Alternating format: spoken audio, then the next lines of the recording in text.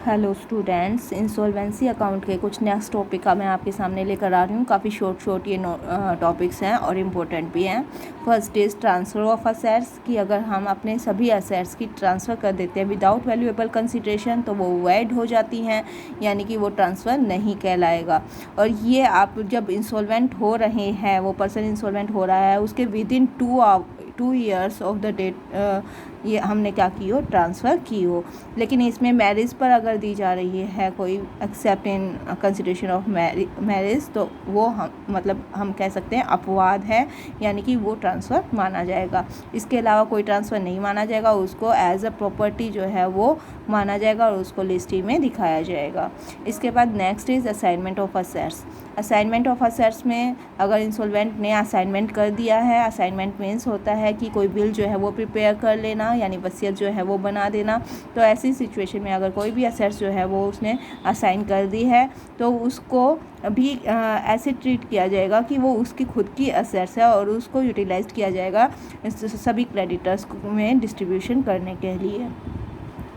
चाहे वो असेट्स जो है वो 2 साल पहले असाइन की गई हो या फिर 2 साल में असाइन की गई हो, इसमें किसी तरह की कोई भी बाउंडेशन नहीं है। सारी असेट्स जो कि असाइन की गई है वो सारी की सारी असेट्स इंसॉल्वेंट की असेट्स ही कहलाएंगी। इसके अलावा excess of liabilities over assets, कि अगर लायबिलिटीज़ के ऊपर असेट्स ओवर है, यानी कि ये रेफर कर रहा है negative capital, and as such should be recorded on the right hand side of the deficiency account, because of ये लॉस माना जाएगा।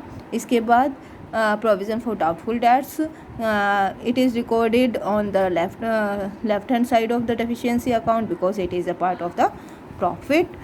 Next is 2 accounts for 1 person, कि अगर एक ही पर्सन के 2 अकाउंट्स हैं, यानी कि वो one is showing a debit and either is credit balance, कि डेबिट बैलेंस भी शो कर रहा है और क्रेडिट बैलेंस भी शो कर रहा है, तो they should be adjusted from each other, वो एक दूसरे से एडजस्ट कर लिए जाते हैं। यहाँ पे मैं एक एग्जांपल भी बताती हूँ, जैसे कि इंसॉल्वेंट ने एक्स से तो 6,000 एक्स को तो 6,000 रुपीज़ देने हैं, यानी कि क्रेडिटर में इंक्लूड है, और एक्स से 1,000 रुपीज़ लेने भी है, यानी कि वो डेटर में इंक्लूड है। ऐसी कंडीशन में दोनों ही अमाउंट में से जो कि छोटा अमाउंट है, यानी 1,000 rupees, unsecured creditors list A में से भी और डेटर्स की लिस्ट एफ में से भी हम लेस कर देते हैं। Next is presidency towns insolvency act, कि प्रेसिडेंसी टाउन्स इंसॉल्वेंसी एक्ट क्या है। ये एक्ट उन टाउन्स में होता है, कलकत्ता, मुंबई और चेन्नई में अगर आप रह रहे हैं या मेंशन किया हुआ है कि इन टाउन्स में इंसॉल्वेंट रह रहा है, तो हमें इस एक्ट के रूल्स फॉलो करने होते हैं। ये क्वेश्चन में जब हम सॉल्व करेंगे तो पहले से ही गिवन होगा।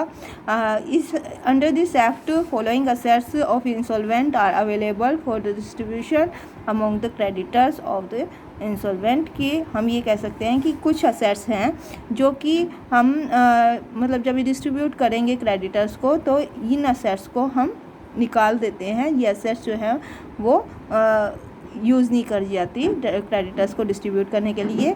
First is tools of the trade, the wearing appears, cooking utensils या फिर डोमेस्टिक फर्नीचर जितना भी होता है, उनका टोटल वैल्यू, उन सब की टोटल वैल्यू मिलाकर all of the things should not exceed ₹300, यानी कि ये सब 300 से ज़्यादा नहीं हो, और 300 तक का हम क्या कर देंगे, लेस कर देंगे। वो उनके पास ही रहती है, इंसॉल्वेंट के पास रहते हैं 300 तक का अमाउंट। इसके अलावा property held by the insolvent in trust for others, कि अगर किसी और की प्रॉपर्टी जो है वो इंसॉल्वेंट ने ट्रस्ट के रूप में रख रखी है तो उसको भी प्रॉपर्टी जो है वो इंसॉल्वेंट की नहीं माना जाएगा, हटा दिया जाता है। ये कहते हैं सच असेट्स, ये दोनों जो असेट्स हैं are not recorded in list E, कि हम इसको लिस्ट ई में नहीं रिकॉर्ड करते हैं। आज के लिए टॉपिक इतना ही। Thank you students.